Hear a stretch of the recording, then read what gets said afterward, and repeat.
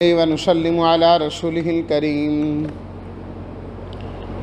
أما بعد فأعوذ بالله من الشيطان الرجيم بسم الله الرحمن الرحيم سبح لله ما في السماوات وما في الأرض وهو العزيز الحكيم صدق الله مولانا العظيم اللهم صل على سيدنا ومولانا محمد وعلى آل سيدنا ومولانا محمد وبارك وسلم۔ سورہ الصف 28ویں سپارے میں اور 27ویں کے آخر میں جو سورہ الحدید ہے، یہ 5 صورتیں وہ ہیں جو یسبح اور سبح سے شروع ہوتی ہیں۔ پہلی 3 یسبح کہ ہر چیز اللہ کی تسبیح بیان کرتی ہے اور کرتی رہے گی، اور 3 میں ماضی بھی آیا سبح ہر چیز نے اللہ کی تسبیح بیان کی، یعنی ہر چیز اللہ کی تسبیح بیان کرتی بھی رہی ہے، اب کرتی بھی ہے اور کرتی بھی رہے گی۔ اللہ اکبر۔ یا ایھا الذین آمنوا لم تقولون ما لا تفعلون، فرمایا ایمان والوں وہ دعوے نہ کیا کرو جو تم کرتے نہیں ہو۔ ایک کام ہے ہی نہیں، خواہ اس کے دعویٰ کرنے کی ضرورت نہیں ہے۔ بہت سارے لوگ اس آیت سے یہ سمجھ لیتے ہیں کہ انسان جس چیز پر خود عمل نہیں کرتا وہ چیز کسی کو کہنے بھی نہیں چاہیے۔ اس میں کوئی شک کی بات نہیں ہے کہ پہلے خود عمل کرنا چاہیے، اس کا اثر زیادہ ہوتا ہے، لیکن ایسا بھی نہیں ہے کہ جب تک خود نہ عمل کر لے آگے کسی کو بتانا ہی نہیں ہے۔ یہ آیت کہ لما تقولون ما لا تفعلون، تم کیوں کہتے ہو وہ جو کرتے نہیں۔ حضرات مفسرین کرام نے لکھا کہ یہ آیت دعوت کے متعلق نہیں ہے کہ دعوت نہیں دینی، یہ آیت دعوے کے متعلق ہے کہ دعوے نہیں کرنے کے، جو ایک چیز ہے ہی نہیں ہے اس کے دعوے کرو تم، میں ایسا میں یہ کرتا ہوں، یہ بات غلط ہے، مفہوم ہی اس کا غلط لے لیا جاتا ہے۔ دعوت کے متعلق نہیں ہے، دعوت ضرور دینی چاہیے، خود عمل نہیں بھی کر رہے پھر بھی دعوت دیں، ہو سکتا ہے اسی برکت سے اللہ آپ کو عمل کرنے کی توفیق عطا فرمائے۔ مثال کے طور پر اب ایک آدمی جو ہے وہ غریب ہے، اس کے پاس پیسے نہیں ہیں زکوٰۃ دینے کے لیے، تو اس کا کیا مطلب ہے وہ لوگوں کو زکوٰۃ کی ترغیب بھی نہ دے کیونکہ خود نہیں عمل کر رہا؟ یہ کوئی بات نہیں، پھر بھی کہے لوگوں کو، لیکن دعویٰ نہ کرے کہ نہیں دیتا ہوں، کہے میں بڑا دیتا ہوں، میں تو یوں کرتا ہوں، یہ بات غلط ہے۔ فرمایا کہ اللہ تعالیٰ کو وہ لوگ بڑے پسند ہیں جو صف باندھ کر سیسا پلائی دیوار بن کے کفار کا مقابلہ کرتے ہیں۔ سورت کا نام سورہ الصف۔ فرمایا کہ 2 صفیں اللہ کو بہت پسند ہیں، ایک تو میدان جہاد میں مجاہدین کی صفیں اور ایک مسجد میں نمازیوں کی صفیں۔ فرمایا یہ صفیں اللہ کو بہت پسند ہیں، بہت پسند ہیں۔ تو کیا مطلب؟ یہ صف والے اللہ کو بہت پسند ہیں جو ان صفوں میں کھڑے ہونے والے ہیں۔ فرمایا کہ صفوں میں کھڑا ہونا ہے اور نبی کریم صلی اللہ علیہ وسلم کے نقش قدم پر چلنا ہے، اور آپ علیہ الصلاۃ والتسلیمات وہ پیغمبر ہیں کہ جن کے آنے کی اطلاع آپ علیہ الصلاۃ والتسلیمات کی آمد سے قبل ہی انبیاء کرام نے دی۔ خاص طور پر حضرت عیسیٰ علیہ الصلاۃ والتسلیمات نے بنی اسرائیل سے فرمایا کہ وَمُبَشِّرًا بِرَسُولٍ يَأْتِي مِن بَعْدِ اسْمُهُ احمد، میں تمہیں بشارت دیتا ہوں ایک ایسے پیغمبر کی جو میرے بعد آئیں گے اور ان کا نام احمد ہوگا۔ آپ علیہ الصلاۃ والتسلیمات کے ناموں میں سے ایک نام احمد بھی ہے۔ اللہ اکبر۔ تو فرمایا کہ آپ علیہ الصلاۃ والتسلیمات تشریف لائے اور آپ جو دین لے کر آئے ہیں، اللہ نے اس دین کو سارے دینوں پر غالب کرنا ہی کرنا ہے۔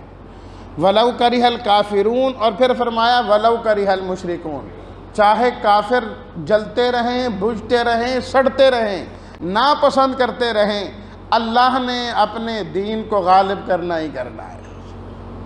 یریدون لیطفئوا نور اللہ، فرمایا کہ لوگ تو چاہتے ہیں کہ اس اللہ کے نور کو بجھا دیں، ختم کر دیں، لیکن اللہ نے اس نور ہدایت کو کامل کرنا ہی کرنا ہے، کرنا ہی کرنا ہے، سب دینوں پر غالب کرنا ہے۔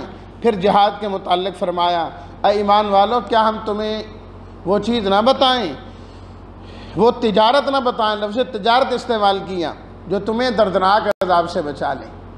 وہ کیا ہے؟ اللہ اور اس کے رسول پر ایمان لاؤ، وَتُجَاهِدُونَ فِي سَبِيلِ اللَّهِ، اللہ کے راستے میں جہاد کرو۔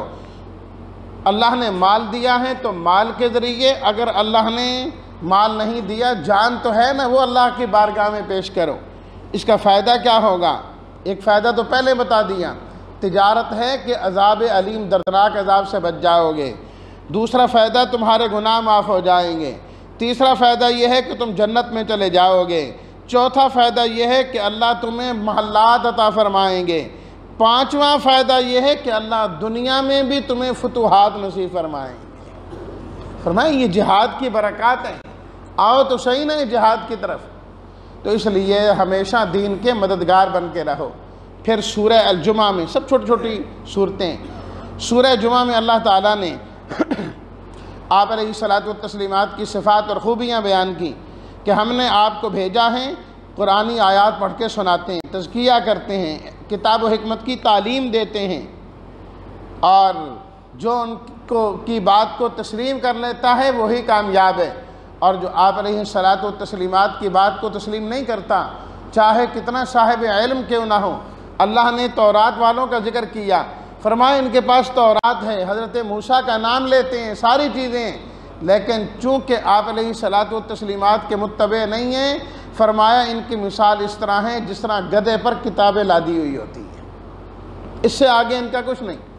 یا ایھا الذین آمنوا اذا نودی للصلاۃ، اے ایمان والو جب تمہیں بلایا جائے، آواز دی جائے، آذان اللہ کی طرف سے ندا ہوتی ہے، الفاظ تو مؤذن کہہ رہا ہوتا ہے، اور حقیقت میں یہ اللہ کی طرف سے یہ منادی ہے۔ جس طرح آپ کو کوئی کارڈ دینے کے لیے آئے کسی چیز کا، تو وہ خود دینے والا نہیں، وہ تو پہنچانے والا، ڈاکیے کا کام چیز پہنچا دینا ہے، اصل پیغام پیچھے سے دینے والا اور ہے۔ اسی طرح فرمایا مؤذن جو آذان دے رہا ہے، شان اس کی بھی بڑی ہے، اس میں کوئی شک کی بات نہیں ہے، لیکن فرمایا یہ نہ دیکھا کرو یہ کون ہے، یہ دیکھو کس کی طرف سے بلا رہا ہے اور کس طرح بلا رہا ہے۔ خاص طور پر فرمایا جب جمعے کے لیے آذان دی جائے، سب چھوڑ چھاڑ کے آ جایا کرو۔ اب اپنے کاموں میں مشغول رہنا، مصروف رہنا، دکانداری کرنا، کاروبار کرنا، سب حرام ہے، سب حرام ہے۔ اللہ تعالیٰ نے سختی سے فرمایا وَذَرُوا الْبَيْعَ، چھوڑ دو خرید و فروخت، خاص طور پر خرید و فروخت کا ذکر کیا، یہ نہیں ہونی چاہیے۔ اور بلکہ یہ بھی فرمایا ذَلِكُمْ خَيْرٌ لَكُمْ إِن كُنتُمْ تَعْلَمُونَ، اگر علم ہو نا اس میں بڑی خیر ہے، اس میں بڑی خیر ہے، اگر تم نہیں چھوڑو گے پھر خیر نہیں ہے۔ ہاں نماز پڑھ لو، فرمایا پھیل جاؤ زمین میں، رزق کماؤ، اور اللہ تعالیٰ تمہیں بہترین رزق عطا فرمائیں گے۔ سورہ منافقون، غزوہ مریسیع ایک غزوہ ہوا، اس کے اندر دو مسلمان گئے، ایک کنویں پر پانی لینے کے لیے، مریسی کنویں کا نام تھا۔ جب پانی لینے لگے تو باری باری لے رہے تھے، تو دو مسلمان آپس میں تھوڑے سے جھگڑ گئے، میں نے لینا ہے، میں نے لینا ہے، اس طرح کے تھوڑی سی ناراضگی ہو گئی، دو آدمی ان کے ساتھ ہو گئے، دو آدمی ان کے ساتھ ہو گئے۔ عبداللہ بن ابی جو رئیس المنافقین تھا وہ بھی وہاں پر موجود، اس کو پتہ لگا کہ اس طرح یہ آپس میں لڑے ہیں اور مسلمان ہی آپس میں، تو اس نے بڑا غلط جملہ کہا، نعوذ باللہ من ذالک، جو لکھا ہوا کتابوں میں تفاسیر میں، کہنے لگا سمن کلبک یأکل کا، دیکھو یہ مہاجرین وہاں سے آئے، مدینہ میں ہم نے ان کو جگہ دی، اور آج جو ہے نا یہ ہمارے ساتھ ہی لڑتے ہیں، ہمارے ساتھ ہی لڑتے ہیں۔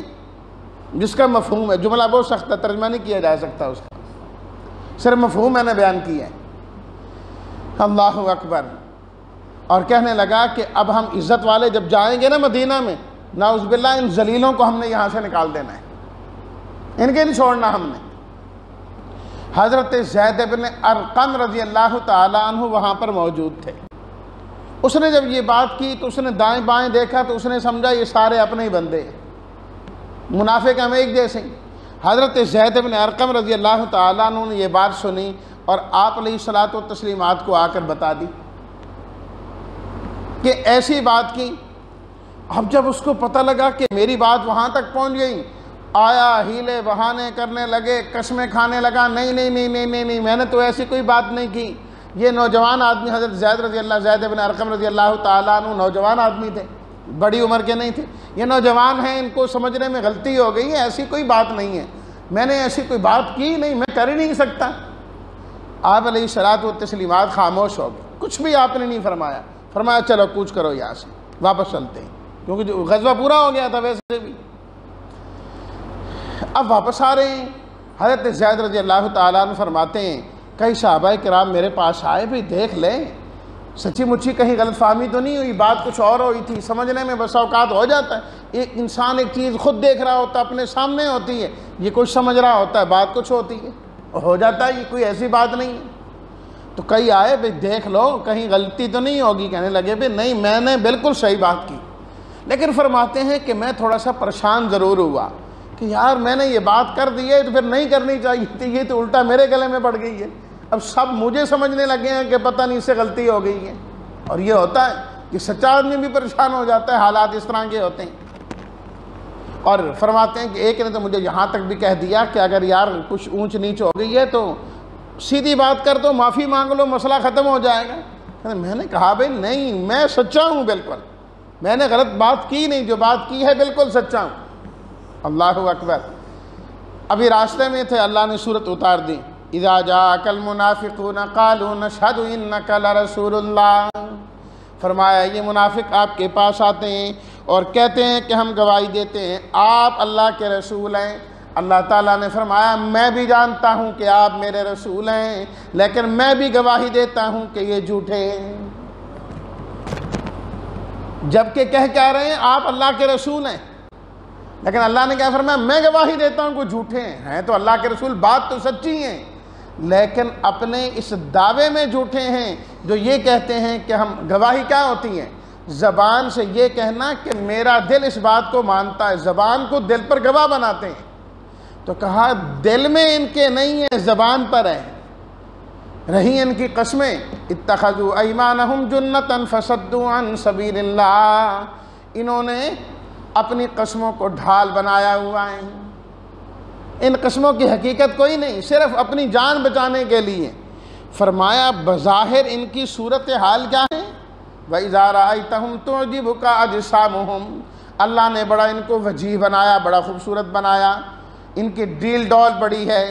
فرمایا اگر بات کریں تو اے مخاطب تو توجہ سے ان کی بات سنیں، یار بڑا معزز آدمی ہے، لیکن فرمایا کہ جس طرح وہ خالی لکڑیاں ہوتی ہیں نا جنہیں دیمک کھا جاتی ہے، اوپر سے بڑی اچھی نظر آتی ہیں، اندر سے کچھ بھی نہیں، اور انہیں دیوار کے ساتھ لگا دیا جاتا ہے تاکہ یہ خشک ہو جائیں کھڑی کھڑی، یہ جلانے کے کام آئیں گی۔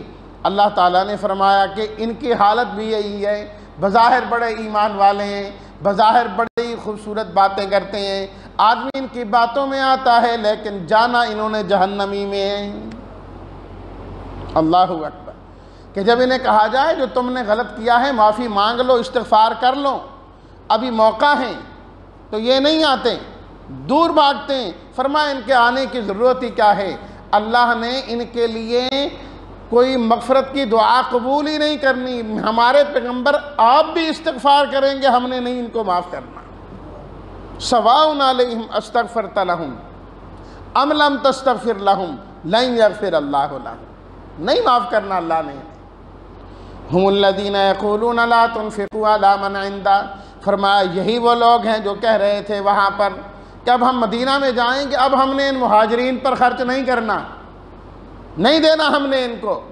اللہ نے فرمایا وَلِلَّهِ خَزَائِنُ السَّمَاوَاتِ وَالْأَرْضِ، آسمان اور زمین کے خزانوں کا مالک اللہ ہے۔ تم کھلاتے ہو، تم دیتے ہو، وَلَٰكِنَّ الْمُنَافِقِينَ لَا يَفْقَهُونَ، منافق اس بات کو نہیں سمجھتے، دینے والا اللہ ہے۔ تو اس لیے فرمایا کہ کچھ کسی غریب کو دے رہا ہے، کھلا رہا ہے، پلا رہا ہے، یہ مت سمجھے کہ میں دے رہا ہوں۔ فرمایا تم نہیں دے رہے، اللہ تمہارے ہاتھوں سے دے رہا ہے، تم بند کر دو، اللہ اور جگہ سے اس کو دیکھنا، اس سے بھی زیادہ دیں گے، اس سے بھی زیادہ دیں گے۔ فرمایا انہوں نے کہا تھا کہ ہم عزت والے جا کر ان ذلیلوں کو مدینہ سے نکال دیں گے، نکال دیں گے ہم ان کو۔ اللہ اکبر۔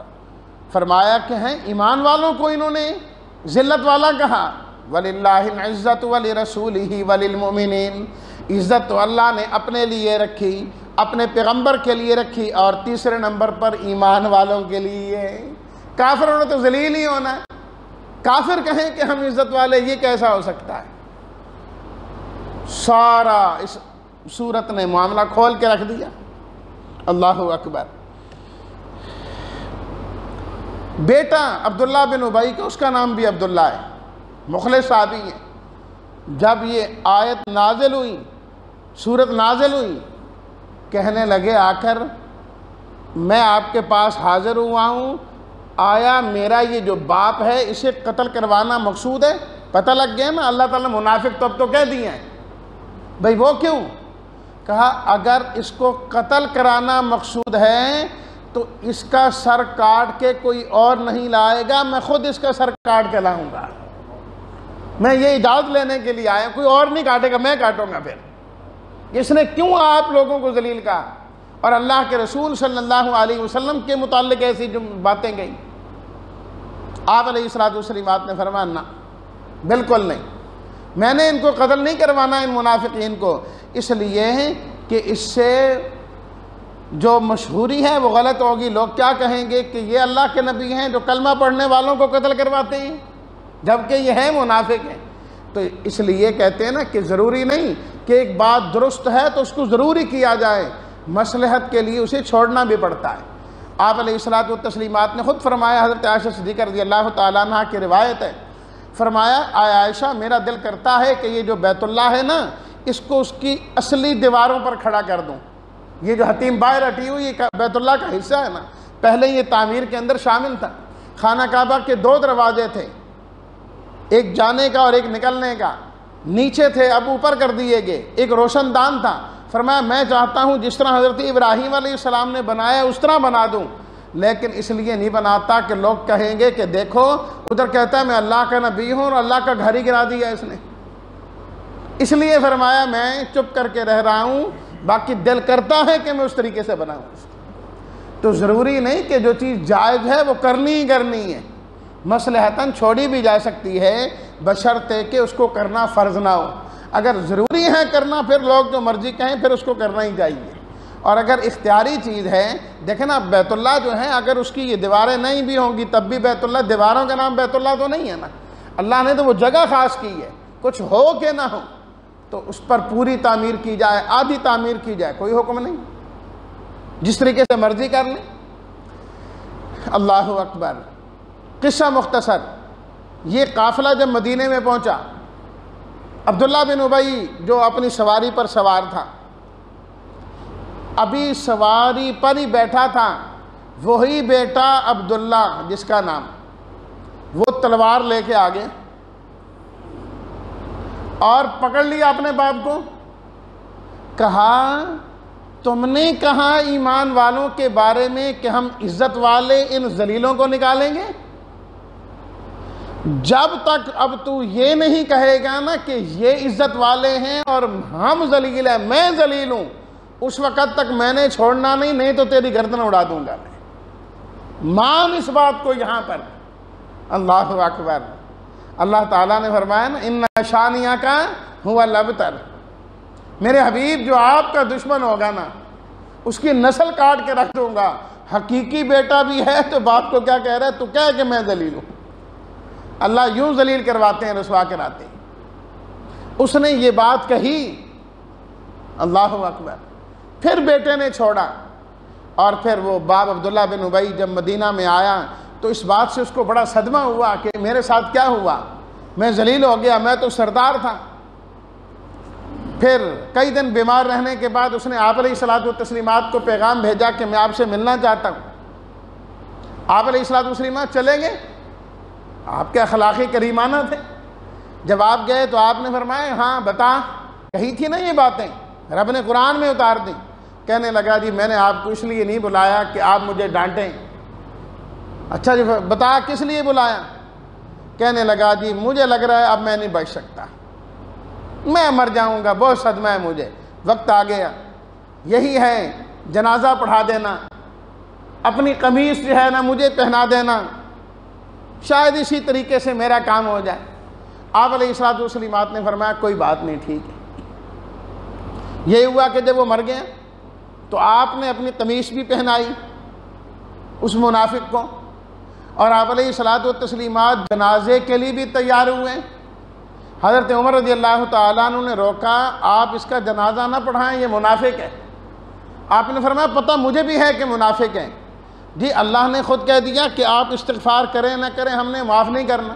ہاں بالکل ٹھیک ہے، لیکن اللہ نے مجھے منع تو نہیں کیا نا کہ جنازہ نہ پڑھانا۔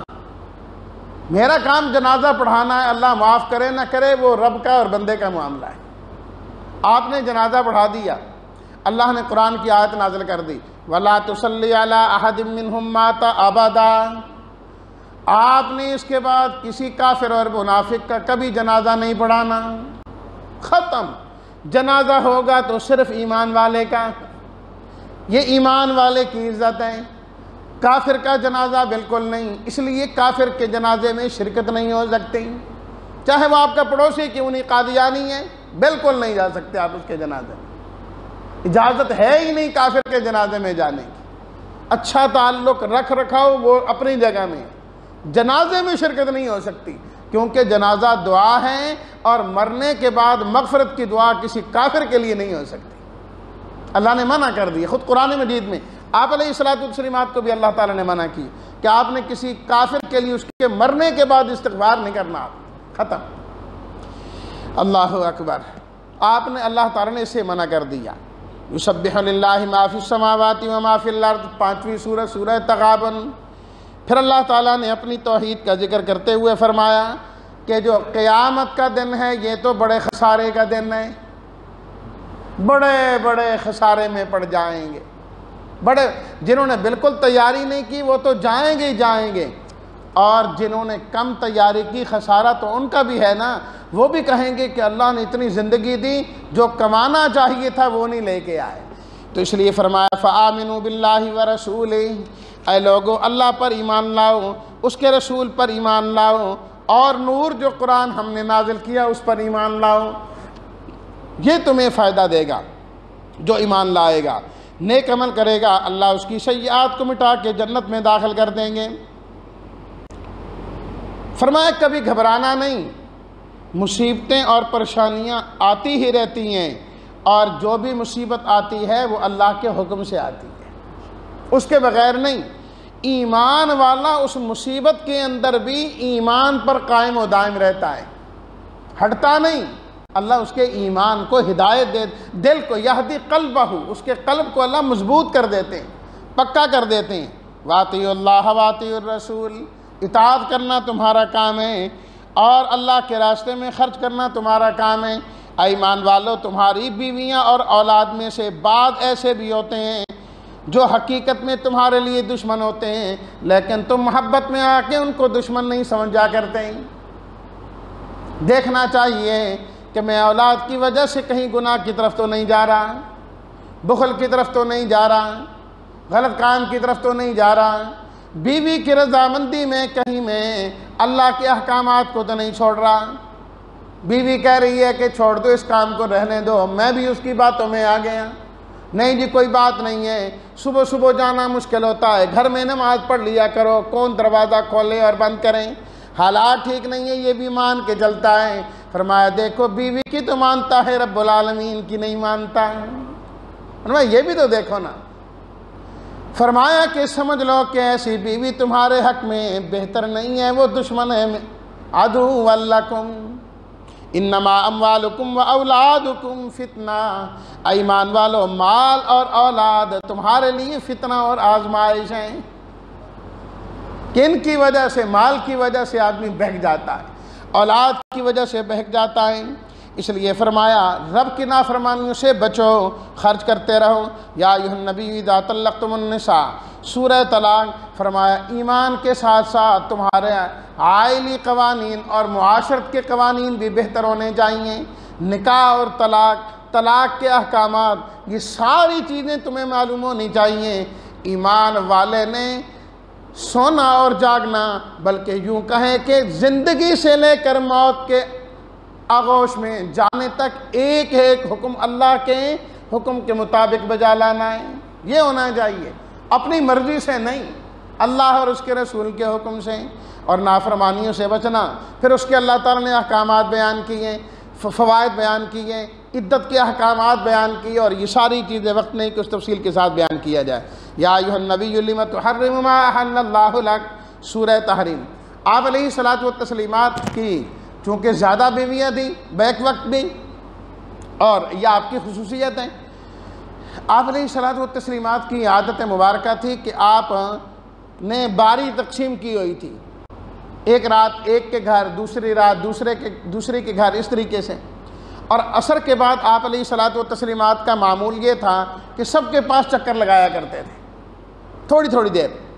حضرت زینب رضی اللہ تعالی عنہا کے ہاں شہد آ گیا کسی جانب سے، جب آپ علیہ الصلوۃ والتسلیمات تشریف لاتے تو وہ جاتی اور شہد نکالتی، پانی میں ملاتی اور آپ کو پلایا کرتی، تو وہاں وقت تھوڑا زیادہ لگ جاتا بنسبت باقیوں کے۔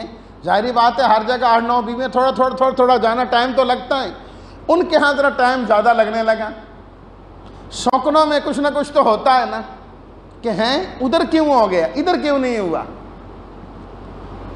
باقی دونوں نے آپس میں بات کی کہ ہیں وہاں آپ زیادہ بیٹھتے ہیں اور ہمارے پاس کم، یہ تو نہیں، ہمارے پاس زیادہ ہونا چاہیے۔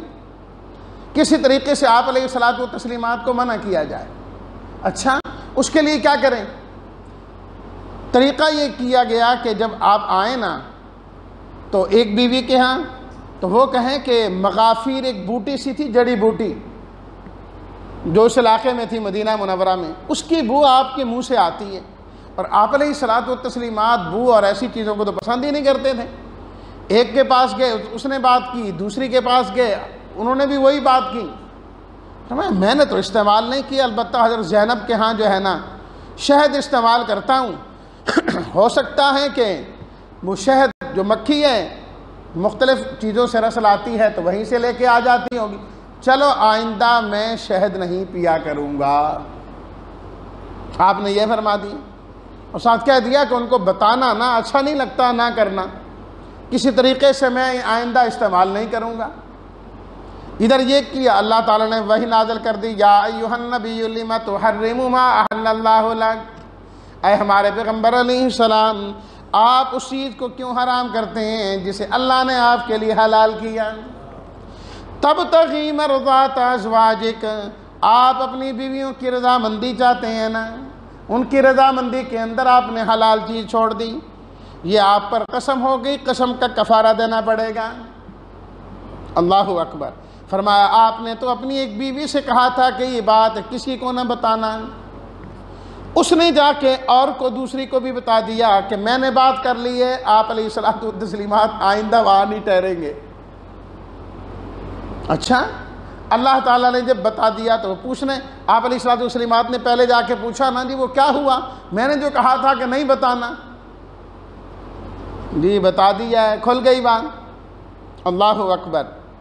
قالت من انبأک ھذا، آپ کو کس نے بتا دیا، بیوی پوچھنے لگی آپ کو کیسے معلوم ہوا، یہ تو ہم دو کی آپس کی بات تھی۔ اللہ اکبر۔ آپ علیہ الصلوۃ والتسلیمات نے یہ نہیں فرمایا کہ میں تو غیب جانتا ہوں، میں تو ذرہ ذرہ جانتا ہوں، مجھے تو معلوم ہے۔ فرمایا نبأنی العلیم الخبیر، جس کے پاس سب چیزوں کا علم ہے اس نے بتا دیا ہے، رب العالمین نے مجھے بتا دیا۔ فرمایا کہ اب تمہیں چاہیے تم دونوں توبہ کرو، اور توبہ کی طرف تمہارا دل پہلے بھی متوجہ ہے۔ فقد سغت قلوبکما، دل تمہارا توبہ کی طرف مائل ہو چکا ہے، ہم پہلے بھی کہتے ہیں۔ لیکن فرمایا یاد رکھنا ہمارے نبی صلی اللہ علیہ وسلم کوئی بے یار و مددگار نہیں ہے، ان اللہ ہوا مولاہ، اللہ بھی ان کا مددگار ہے، جبریل بھی ان کے مددگار ہیں، اور ایمان والے بھی ان کے مددگار، اور اللہ کے فرشتے بھی ان کے مددگار۔ فرمایا یہ سب ان کے مددگار ہیں، اس لیے کوئی یہ سمجھے کہ ہم ان کو تکلیف اور پریشانی دے دیں گے، یہ کبھی نہیں ہو سکتا۔ اے ایمان والوں، خود بھی جہنم سے بچنا ہے اور اپنے گھر والوں کو بھی بچانا ہے، خود نمازی نہیں بننا، گھر والوں کو بھی بنانا ہے۔ یا ایھا الذین آمنوا توبوا الی اللہ توبۃ نصوحا، ایمان والو خالص توبہ کیا کرو، جب خالص توبہ کرو گے تو اللہ معاف کر دیں گے۔ پھر اس حقیقت کو واضح کیا کہ دیکھو کوئی یہ چاہے کہ میں خود جیسا بھی ہوں میرا گھر والا نیک ہے، کوئی عورت یہ کہے یا خاوند کہے بیوی نیک ہے، بیٹا کہے باپ نیک ہے، باپ کہے بیٹا نیک ہے تو میری نجات۔ فرمایا یاد رکھو کوئی کسی کے کام نہیں آئے گا۔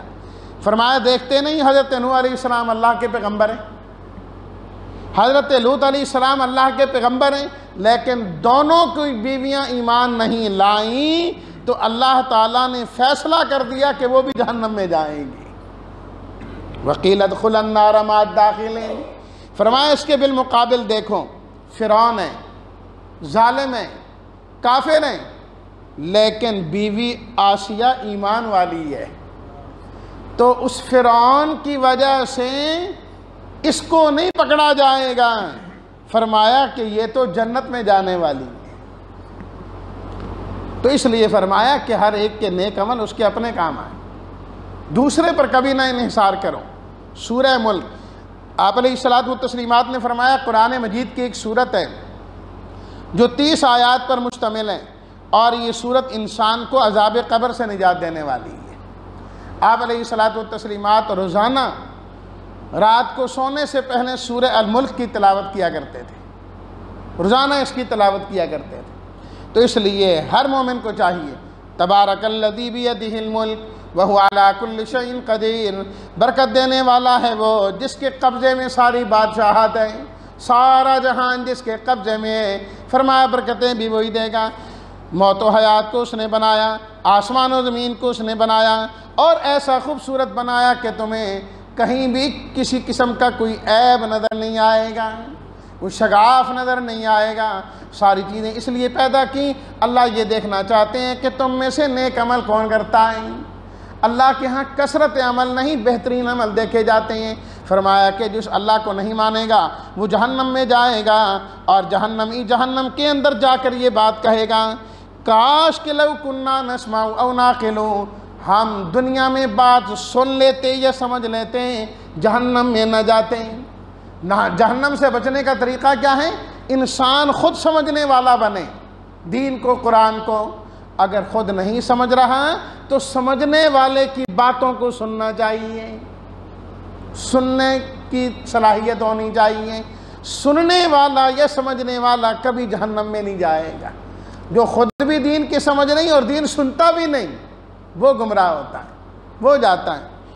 اللہ اکبر۔ سورہ القلم آپ علیہ الصلوۃ والتسلیمات کی خصوصیات بیان کی اللہ نے، اور پھر اللہ نے آپ کے دشمنوں کے بارے میں فرمایا کہ یہ بہت کوشش کریں گے آپ کو نرم کرنے کی، لیکن کبھی آپ نے ان کی باتوں میں نہیں آنا۔ فرمایا کہ یہ تو بڑے قسم کھانے والے ذلیل قسم کے لوگ ہیں، اور یہ لوگ جو ہے نا نیکیوں سے روکنے والے، بدخوئی کرنے والے ہیں اور چغلخوری کرنے والے ہیں۔ اور ولید بن مغیرہ خاص، اس کے بارے میں فرمایا کہ یہ بد نسل بھی ہے، یہ اپنے باپ کا بیٹا نہیں ہے۔ 10 اللہ تعالیٰ نے اس کی برائیاں بیان کی۔ جب اس نے یہ سنی نا تو تنہائی میں بیٹھ کے اس نے ایک ایک کو سوچا، کہنے لگا سچی بات یہ ہے کہ 9 چیزیں تو میرے اندر موجود ہیں 10 میں سے، 10ویں رہ گئی کہ جو میرا باپ ہے یہ حقیقت میں ہے کہ نہیں۔ اپنی ماں کے پاس گیا، نکال لی تلوار، کہا صحیح صحیح بتا میرا باپ کون ہے، یہی ہے جس کی طرف میری نسبت ہے۔ اس نے کہا صحیح پوچھتے ہو تو یہ تیرا باپ نہیں ہے، تیرا باپ فلانا ہے، اس سے تو پیدا ہوا ہے۔ 10 کی 10 باتیں پوری ہو گئیں۔ جو حلالی ہوتا ہے وہ کبھی اللہ کے نبی کا گستاخ نہیں ہوا کرتا، جس کی نسل میں فرق ہوتا ہے وہی اللہ کے نبی کی گستاخی کیا کرتا ہے۔ اور پھر اللہ تعالیٰ نے فرمایا کبھی اللہ کے راستے میں خرچ کرنے میں تم بخل سے کام نہ لینا، ورنہ ایسا بھی ہوتا ہے کہ اللہ سارا مال تباہ کر دیتے ہیں۔ کچھ لوگ تھے جن کا باغ تھا، مسکینوں کو دیا کرتے تھے، کہنے لگے کہ بہت سارا حصہ تو غریب لے جاتے ہیں، ہمارے پاس کیا ہے؟ راتوں رات جاتے ہیں، پھل چن کے لاتے ہیں۔ فرمایا جب راتوں رات پھل چننے کے لیے گئے، اللہ کا عذاب آیا، اللہ نے سارا باغ ہی ختم کر دیا۔ تو اس لیے فرمایا کبھی یہ نہیں۔ الحاقۃ ما الحاقۃ، قیامت کا ذکر کیا، فرمایا دیکھو جس طرح اللہ دنیا میں پکڑتے ہیں آخرت میں بھی پکڑیں گے۔ آخرت میں لوگوں کی 2 قسمیں ہو جائیں گی، ایک تو وہ ہوں گے جن کو نامہ اعمال دائیں ہاتھ میں دیا جائے گا، اور دوسرے وہ ہوں گے جن کو نامہ اعمال بائیں ہاتھ میں دیا جائے گا۔ جس کو دائیں ہاتھ میں ملے گا وہ لوگوں کو اپنا نامہ اعمال دکھاتا پھرے گا، ہاؤم اقرؤوا کتابیہ، لوگو یہ ہے میرا نامہ اعمال دیکھو نا۔ دنیا میں مشقتیں آئیں لیکن میں یہی کہتا تھا ایک دن تو رب سے بھی ملاقات ہونی ہے، مزے آئیں گے اس دن، پریشانیاں جھیلتا رہا۔ اور جس کے پاس نامہ اعمال بائیں ہاتھ میں، فرمایا وہ چھپاتا پھرے گا، دیکھ نہ لے باپ کیا کہے گا، بیٹا کیا کہے گا، دوست کیا کہے گا، بیوی کیا کہے گی، فلانا کیا کہے گا، کیا کرتوت کرتا رہا۔ فرمایا چھپاتا پھرتا ہوگا اور کہے گا کاش کے نامہ اعمال مجھے دیا ہی نہ جاتا، ویسے جہنم میں ڈال دیا جاتا۔ فرمایا آج اپنے اعمال ٹھیک کرو، اس دن چھپاؤ گے۔ فرمایا کہ وہ دن کیا ہوگا؟ وہ تو 50,000 سال کا ایک دن ہوگا۔ سورہ معارج۔ فرمایا کہ اس دن کوئی دوست کسی کے کام نہیں آئے گا، کوئی رشتہ دار کام نہیں آئے گا، کام آنا تو دور کی بات، ہر انسان یہ چاہے گا میری جگہ میری بیوی کو، میرے بھائی کو، میرے کنبے اور قبیلے کو، ساری زمین والوں کو پکڑ لیا جائے، میری گردن جہنم سے آزاد ہو جائیں۔ اللہ پاک فرمائیں گے کلا، کبھی نہیں ہو سکتا، جس نے کمایا ہے وہی بھگتے گا، وہی جائے گا، دوسرا نہیں۔ فرمایا یہی بات تو حضرت نوح علیہ الصلوۃ والتسلیمات نے اپنی قوم سے کہی، اور انہوں نے 950 سال، سورہ نوح شروع ہوتی ہے، اپنی قوم کو دعوت دی اور یہی کہا استغفروا ربکم انہ کان غفارا، اے لوگو رب سے معافی مانگو، وہ معاف کرنے والا ہے۔ استغفار کی برکات، فرمایا استغفار کرو گے اللہ معاف کر دیں گے، استغفار کرو گے اللہ بارش عطا فرمائیں گے، استغفار کرو گے اللہ مال بھی دیں گے اور بیٹے بھی عطا کر دیں گے، اولاد بھی دیں گے، اللہ تمہیں نہریں بھی عطا کریں گے۔ حضرت نوح علیہ الصلوۃ والتسلیمات پہلے پیغمبر ہیں جو شرک کی تردید کے لیے آئے۔ ان کی قوم ان سے پہلے جو ہے لوگوں نے شرک کیا، تو نوح علیہ الصلوۃ والتسلیمات نے آ کے ان کی تردید کی اور خوب سمجھایا۔ نہ ماننے پر اللہ تعالیٰ نے فرمایا کہ بظاہر تو یہ قوم نوح پانی کے اندر ڈبوئی گئی، فرمایا ہم سے پوچھو تو وہ آگ میں ڈال دیے گئے۔ دنیا کے معاملات اور ہیں اور آخرت کے اور ہیں، نظر کچھ اور آتا ہے اور اللہ کے ہاں، اس لیے تو اس کو برزخ کہا جاتا ہے نا۔ تو فرمایا اس برزخ کے عذاب سے بچنا ہے تو اس دنیا میں اس کے لیے محنت کرنی ہے۔ اللہ ہم سب کو استغفار کرنے والا بنائے۔ الحمدللہ رب العالمین والصلاۃ والسلام علی رسولہ الکریم وعلی آلہ واصحابہ اجمعین۔ ربنا تقبل منا انک انت السمیع العلیم وتب علینا انک انت التواب الرحیم۔ اللہم اعنا علی ذکرک و شکرک و حسن عبادتک۔ پروردگار عالم رحم کا اور کرم کا، آسانیوں کا معاملہ فرما یا اللہ، دونوں جہانوں میں آسانیوں کا معاملہ فرما۔ اے اللہ موسم کو خوشگوار فرما، ٹھنڈی ہوائیں نصیب فرما۔ پروردگار عالم ہم تمام کی اس رمضان میں مغفرت فرما اور ہمیں زیادہ سے زیادہ استغفار کرنے والا بنا۔ اے اللہ ہمیں لیلۃ القدر نصیب فرما، قرآن کے ساتھ سچا تعلق نصیب فرما اور قرآنی زندگی ہمیں اختیار کرنے کی توفیق عطا فرما۔ وصلی اللہ تعالی علی خیر خلقہ محمد وآلہ واصحابہ اجمعین برحمتک یا ارحم الراحمین۔